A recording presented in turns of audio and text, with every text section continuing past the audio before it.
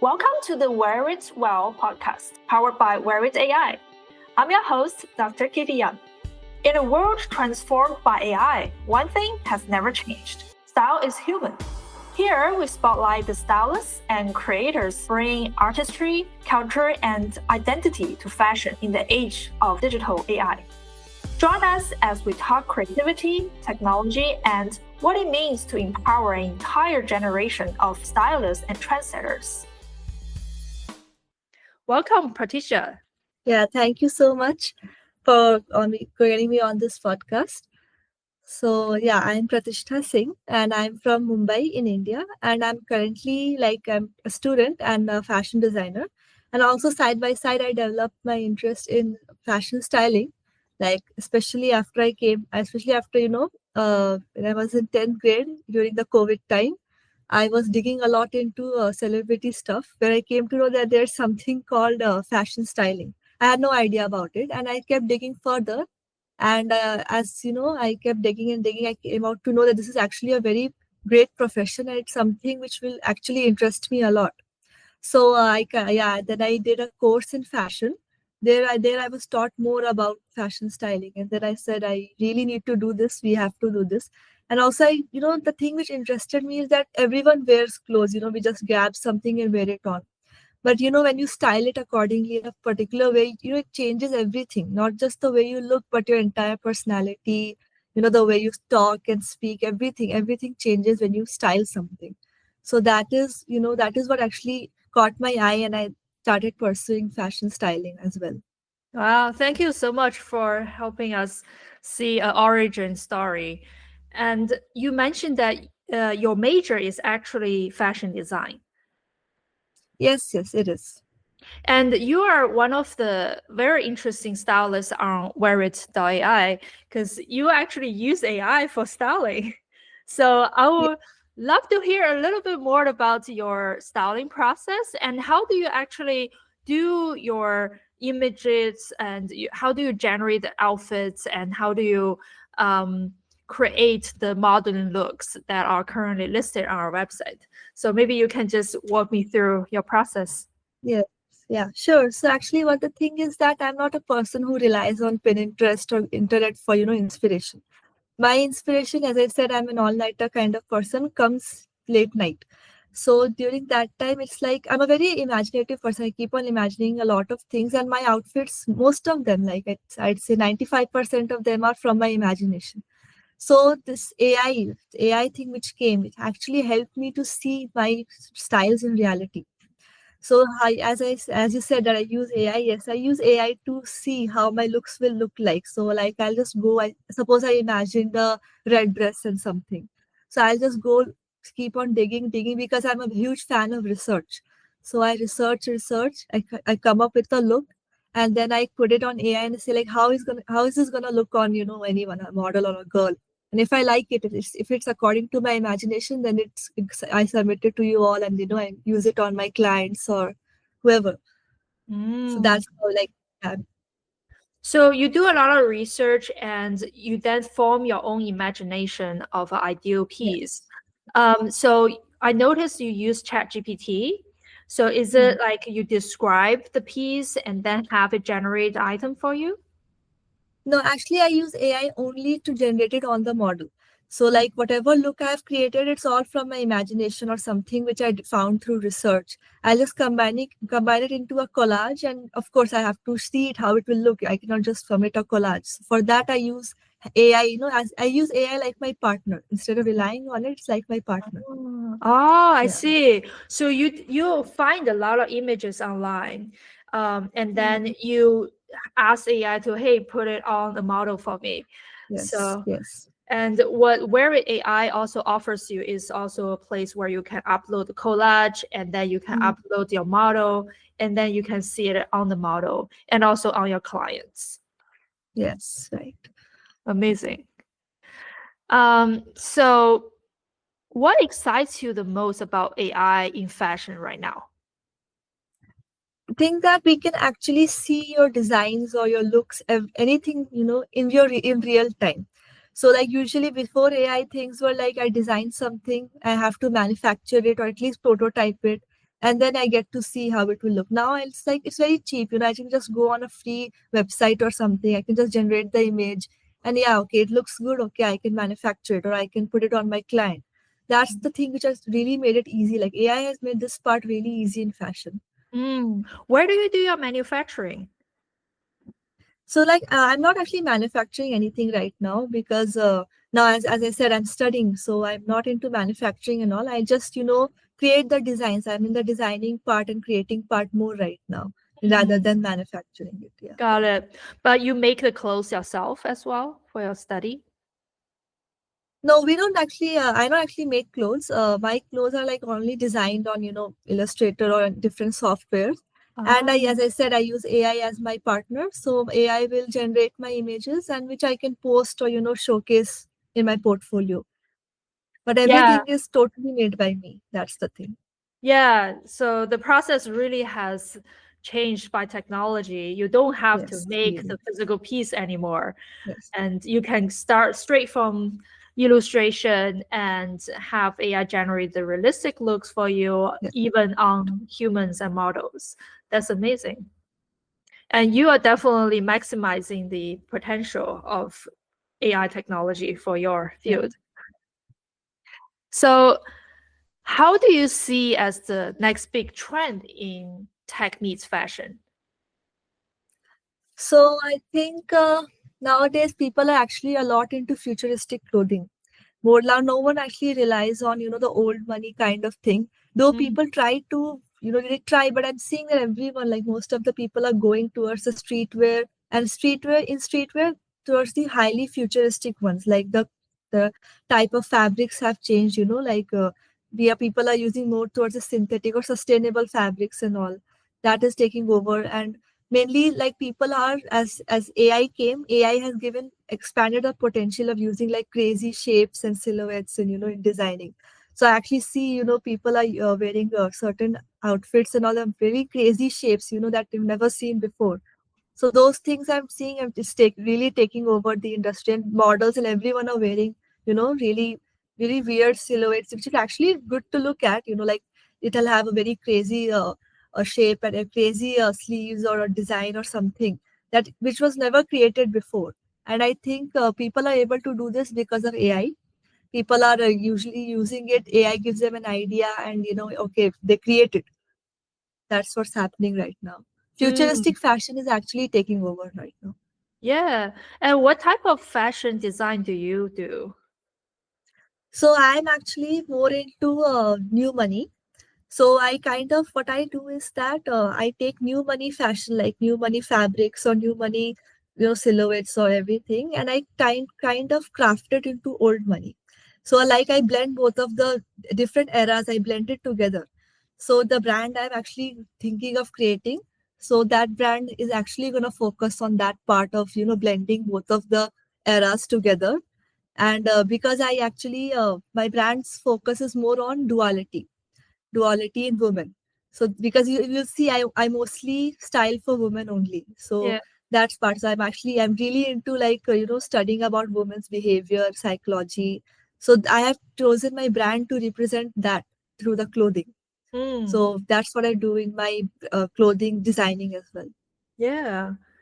Can you describe what's old money and new money? Yes, sure. So, like old money, you'll see there are the old money and new money can be differentiated too with the colors. So, mainly the colors you're very neutral and very muted, during that time. And nowadays, people are more into neon and bright colors, pastel colors, and all. Also, everything differs in the shape. Like you'll see the old money brands, whatever exists there, be it Chanel or Dior, they don't actually their entire silhouette or their entire way of making the dresses is completely different. Like they have straight cuts or it's not very like new money, you'll see it's like really body hugging clothes have been found or something, or the sleeves and all have been changed, everything has changed, crop tops, all these things came up, and these things weren't there back then.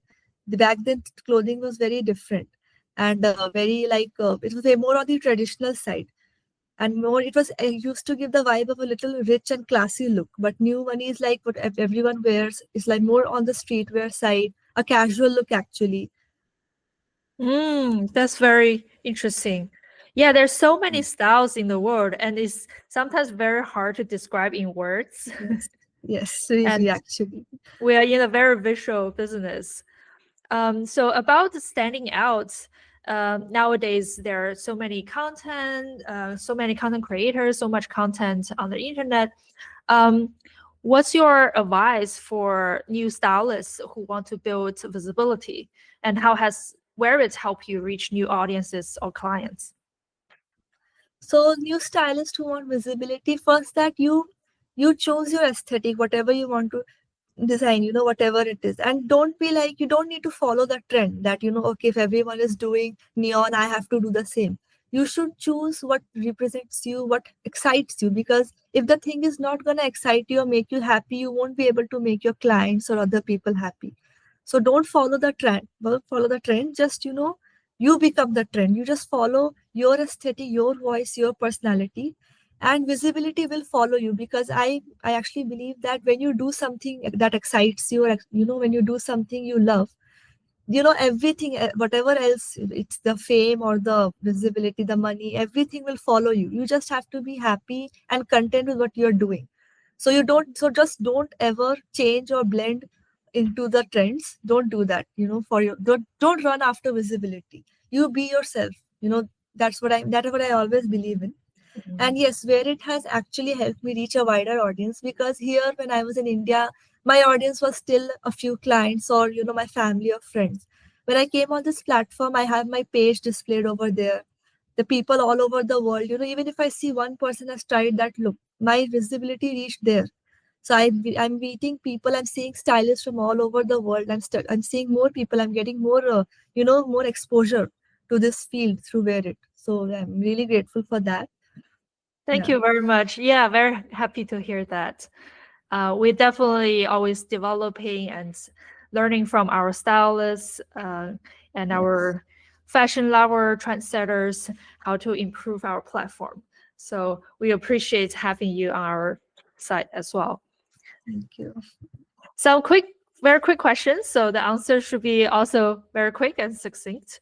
Um, what are the three words that define your aesthetic? Okay, my three words are elevated, effortless, and clean and minimalistic.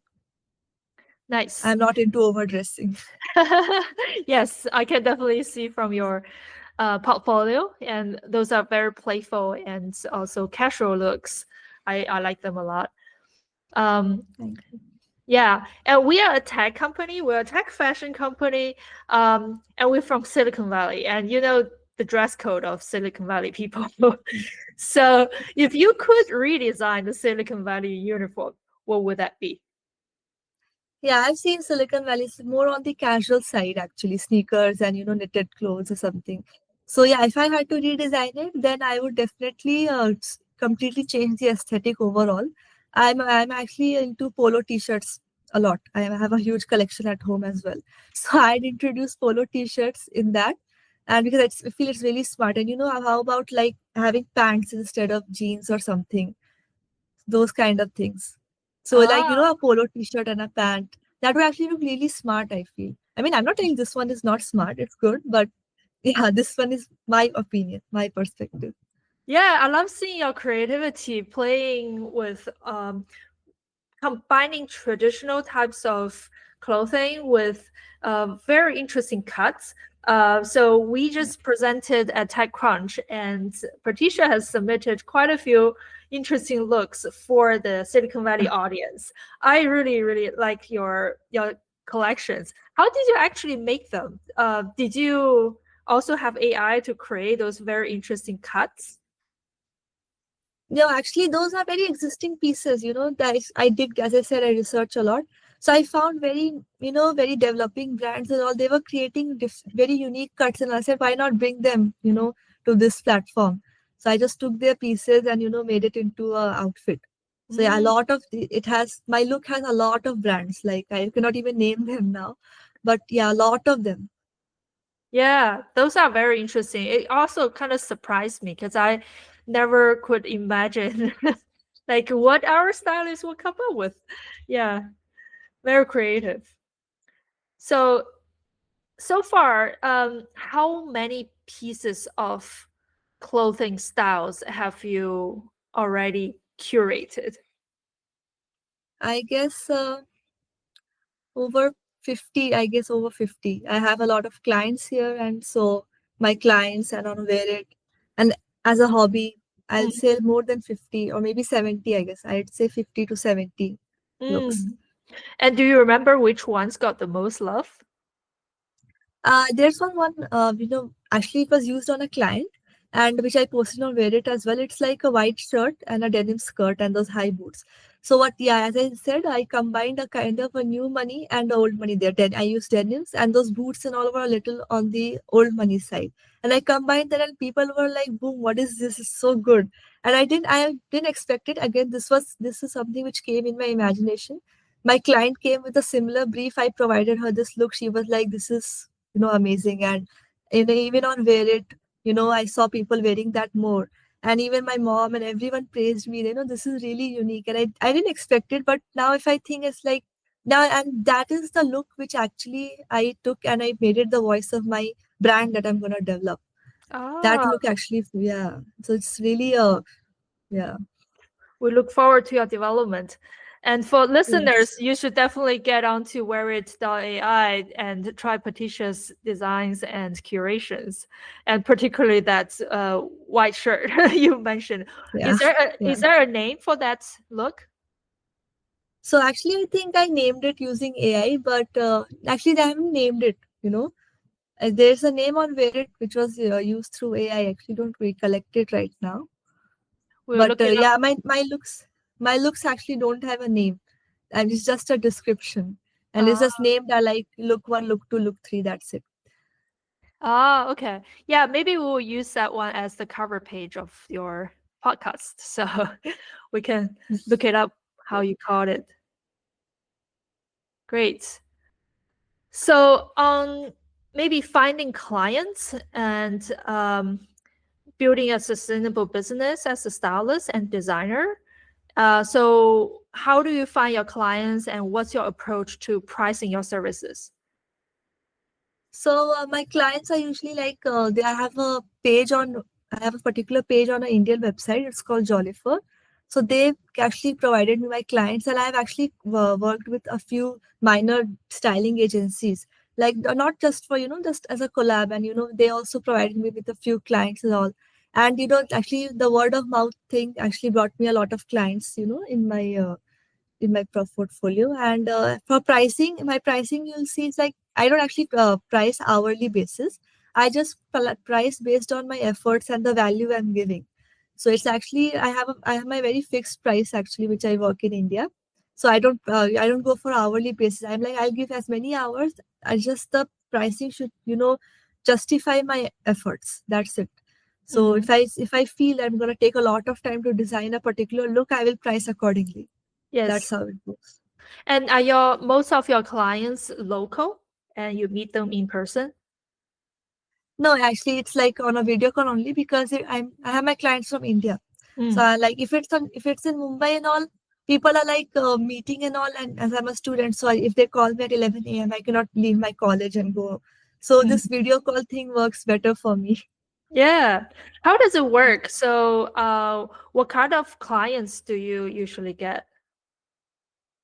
So I kind of most of the clients I get are like they are very misdirected. They don't know what's their style.